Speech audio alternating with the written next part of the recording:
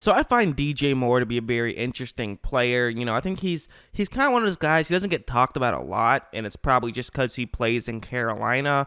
And I think there's a very real chance that he won't get talked about a lot next year, no matter how good he is, because I mean, I'm not sure exactly how good Carolina is going to be next year. I think people might be overhyping how bad they'll be to some degree, but anyways, let's just talk about DJ Moore. And one thing I really like about DJ Moore is just how good he is at deep routes, at go routes.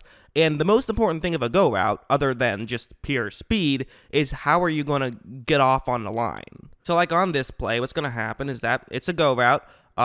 Press coverage. So you have to do something, obviously. The corner can create some contact, he can slow you down, or he could just bail, which now means that he has a head start on you. There's several things he could do, but what DJ Moore is going to do on this play is notice how he just very quickly is just going to step further to the sideline. As a corner, you only get 1 yard to create the contact. So when DJ Moore runs, to the side like that, it pretty much immediately allows him to basically turn it into a foot race. Of course, the flip side is that if you sort of guessed wrong, and if the corner you were going up against was bailing, well, then that would be a bad thing, because then he would just get an extra couple steps that he already needed, but already could have had. But at the same time, I still think it's a good move as long as you guess right, and Moore does guess right, which turns it into a foot race. It's all about, can he get enough separation here for Allen to be able to make a throw?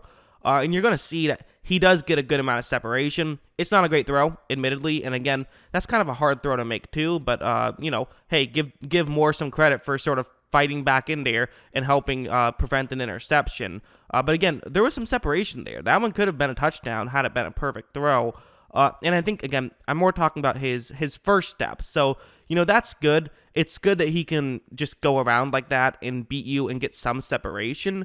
But it's also good because it can, set up some stuff. Like, watch. This was later in that same game. Same situation to some degree. Again, it's a one-on-one matchup, and it's a go route towards the sideline. And what you're going to see happen is that watch how he's going to sort of fake as though he's doing that same thing. So this time the Tennessee player is ready for it. He moves over in that direction. So he's going to kind of say that, hey, if you want to run around, it's not going to work out too well. You're going to have to run through me. DJ Moore isn't that little, 6 feet tall, 210 pounds. He's not that small, but I do feel like he as a whole would rather not have it turn into a physical contest, and he prefers to, turn it into sort of a foot race. He ran a 4.43, and I feel like his, how he runs on the field is a little bit faster than that. But watch how, because he made that move, got the Tennessee player over, he can now cut back towards the middle just a little bit, just run straight forward,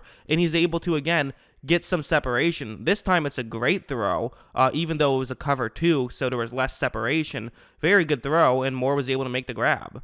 I know the ref initially ruled it incomplete, but another one overturned it. It was ruled a catch, and they got to the ball at the 1 yard line. So not a touchdown, but they still were able to get a 1 yard rush for a touchdown anyways. So definitely set up the touchdown on that play. It's just a very good play, and it can also set up so much more. Like, if you take a look at this play, what's going to end up happening is that it's going to be a slant route that he's going to be running right here. But again, because he's so good at go routes, this opens up slant routes. And it's why many receivers who are really fast can also run slant routes very well. Because typically, the way to avoid a catch on a slant route, it's a very difficult route to defend against, probably the most difficult route to defend against. Obviously, it doesn't go for a ton of yards compared to some others, but what you really want to do is create basically no separation if you're at a corner, and you want to close as soon as you see that there's a slant route. But because of Moore's speed, and because you have to be wary of if he runs a go route, especially when you're on an island like this, watch how when he takes a couple of steps, the defense back doesn't close in right away, and there's a solid yard or two in between them at all times. Of course, the throw got tipped at the line, so it didn't matter, but that would have easily been a catch had it not been tipped at the line. How many yards would it have gone for? Who knows? Maybe just like 5, but hey, you're getting some yards on the play, and that's the kind of thing where it sets up more things, and also it can set up something like this. That's where he is on the screen, and so I think what you're going to be expecting is that, okay, there's a couple things that could happen. It could be a slant route, could be a go route. It's probably going to be one of those two. Could also be a curl out. There's a ton of routes it can be, but seeing what we know that Moore can do very well, those two things seem very likely.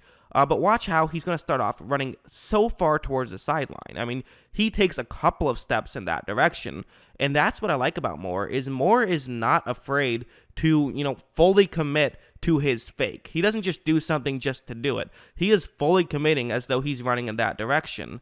And so then watch how he's then going to just take a step closer to the middle of the field, and he just gets wide open. And again, that's kind of using the sort of similar to the first two plays I showed you with go routes, where he can do one thing and then do another. Well, now sort of same idea. He gets you to believe he's doing something and does something else. He definitely plays the mental aspect of this game.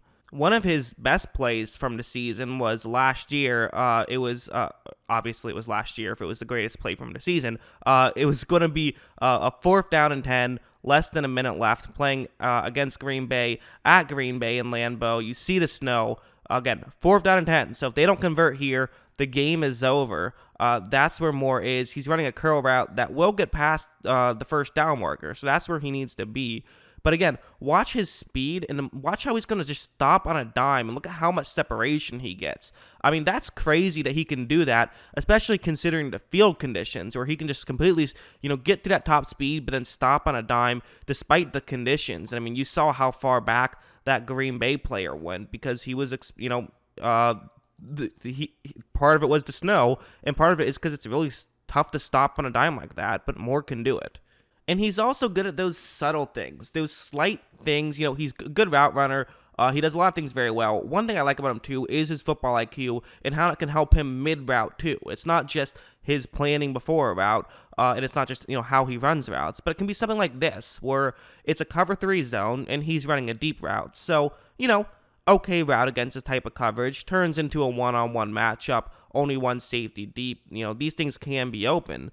But what you're going to notice is that, so he starts running, and he's basically aligned with the numbers right here. And the defensive back who is in charge of covering the top right corner of the screen, he was a little bit further towards the sideline. So, he turns his hips towards the middle of the field and is closing that a little bit. But he runs a bit too far, so now they're a bit parallel, and Moore notices this. So instead of just, a lot of guys would probably just keep running straight. Some might cut a little bit further up towards the sideline, but continue running deep. But what he's going to do is he's going to cut a little bit, make a very subtle move, but a very small move, as though he's running over the middle, and then runs deep, which gets that Saints player completely out of position and makes for an easy touchdown. And again, he can just make some really fun plays, and he's definitely a very good player. I'm not sure I'm going to call him elite, but he's very good. And I think that he's probably, I would kind of put him in that category of he's a great number 2 guy, or maybe not the best number 1 guy to run your offense. That's kind of how I feel. But listen, that's still a compliment. That's very good.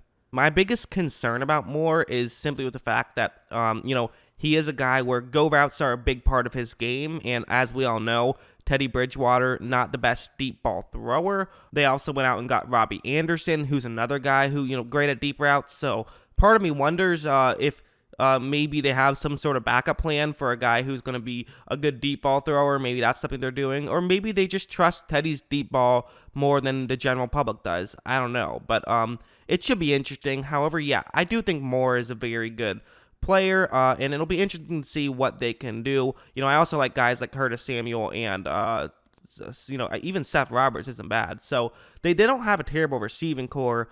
I don't know if Moore is the kind of guy who can beat number 1 corners consistently in man coverage, but again, that's only a small part of the game, and he can do so much else so well. He brings a lot of value to Carolina. So that's what I think. What do you guys think of DJ Moore? Am I being fair, or am I being a bit, do you think that he is that true number 1 receiver? Do you agree with me that he's kind of that great number 2 guy who can be the number 1 guy, but, not ideal as a number 1 guy?